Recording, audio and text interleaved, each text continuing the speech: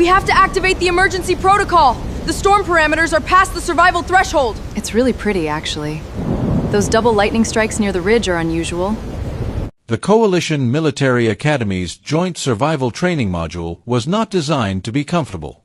That was, in fact, the explicit design philosophy, which the module coordinator stated at the start of every cohort's orientation.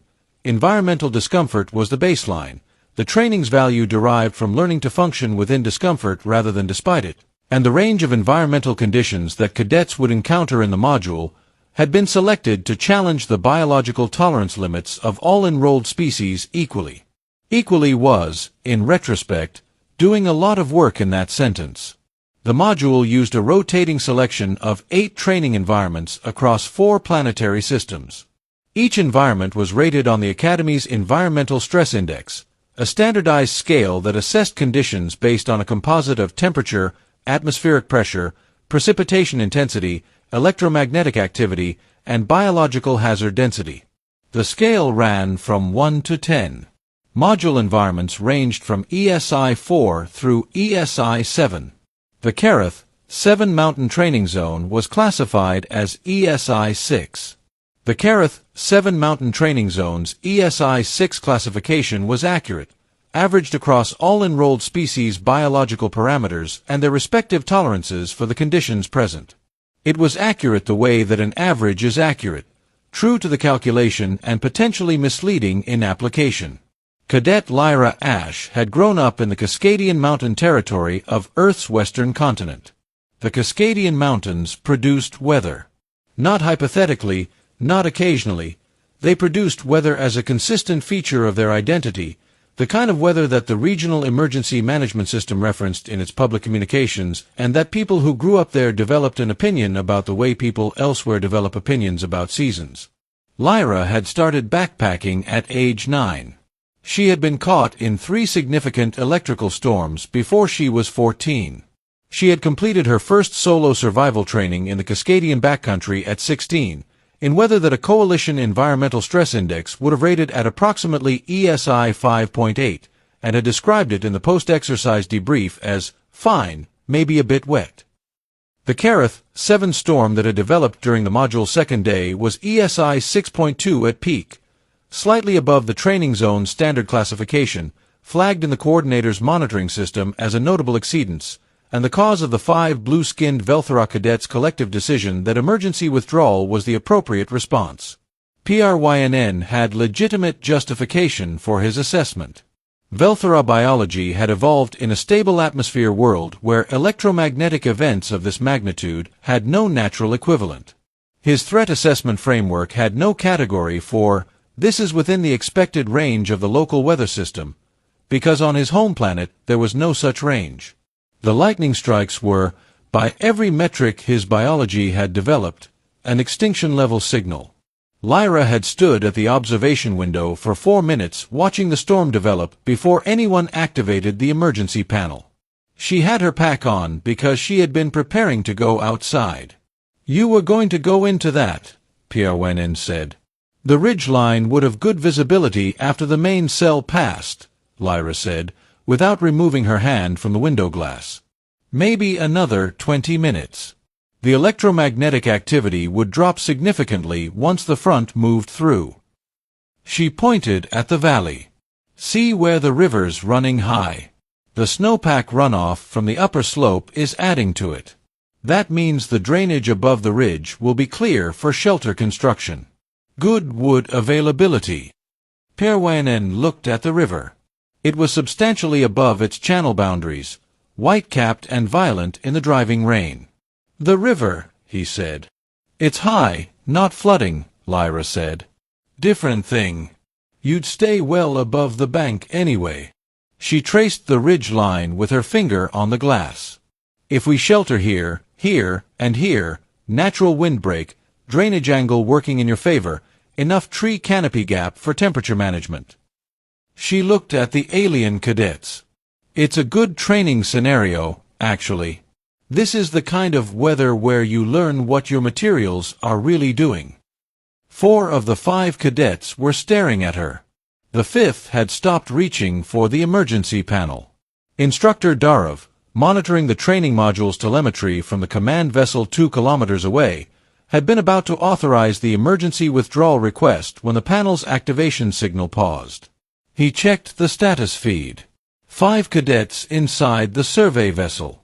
Emergency panel activated but not confirmed. Telemetry showing no injuries, no structural compromise.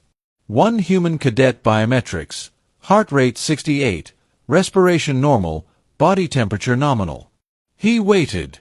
The biometrics of the 5 Velthora cadets showed gradually decreasing stress indicators over the next 11 minutes, which was unusual for cadets in emergency protocol status. At the 20-minute mark, the storm's primary cell moved through the Kareth 7 valley.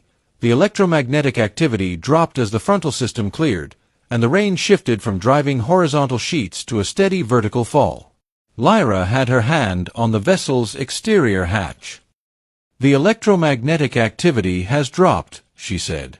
"Wind swinging around to the northwest, which means the secondary front is at least 40 minutes out. We have time." Perwinen looked at the cleared valley. At the rain, now manageable rather than hostile. At the cadets he had grown up training with, and who were looking at the window with expressions that were not the expressions they had worn 20 minutes ago. "You've been in storms like this," he said. "Since I was 9, Lyra said. She opened the hatch.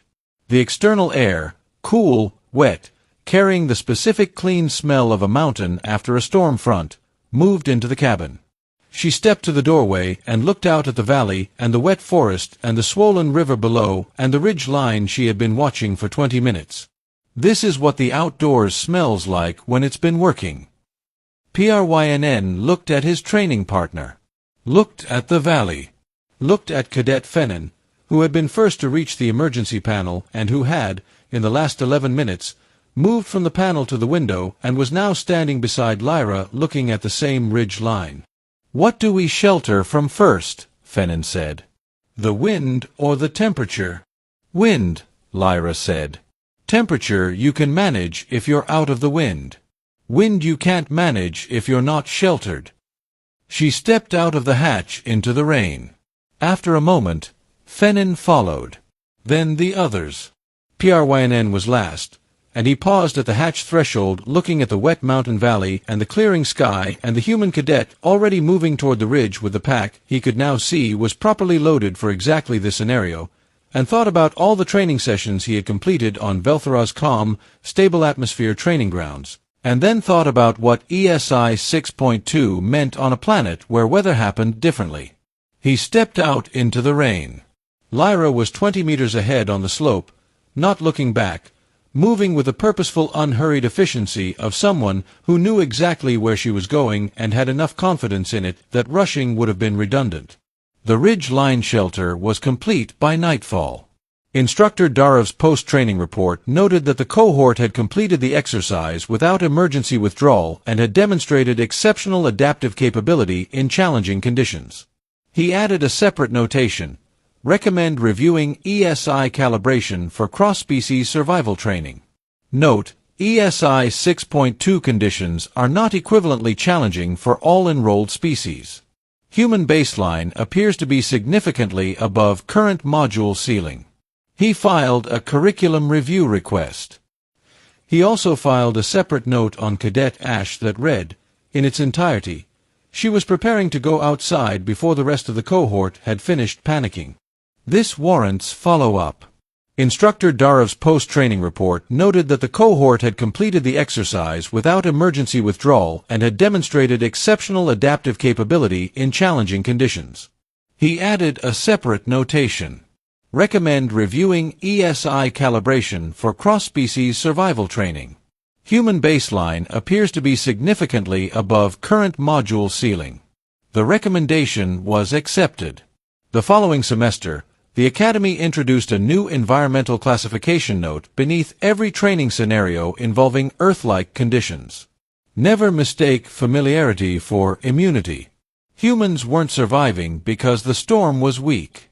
They were surviving because Earth had taught them long ago that nature never cared whether you were ready.